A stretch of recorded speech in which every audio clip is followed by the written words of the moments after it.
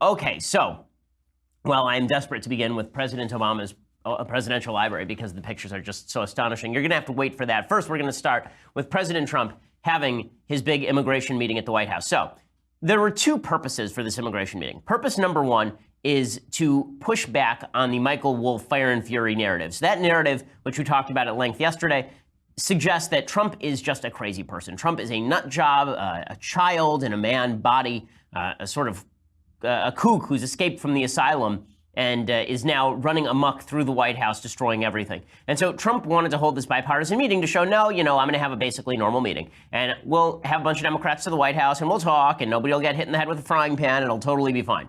And in that, he succeeded. He was fine.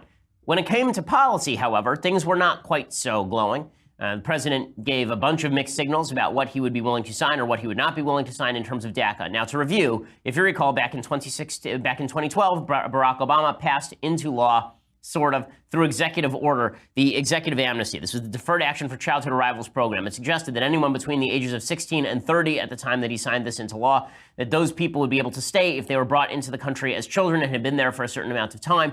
And that being the case, all those people would eventually be legal citizens of the United States, was sort of the unspoken promise that Obama was making. So Trump comes into office, and several months into his term, he decides that he is going to overturn DACA. But at the time, he says, DACA no longer applies. But if Congress doesn't pass some version of DACA to keep the so-called dreamers in the United States, then come March, maybe I'll just reinstate it, which is a weird statement to make because the whole reason for striking down DACA in the first place was based on constitutional grounds. He said it's unconstitutional for the president of the United States to simply say that a bunch of people are now going to get green cards to stay in the United States or papers that suggest that they can be here legally without the approval of Congress.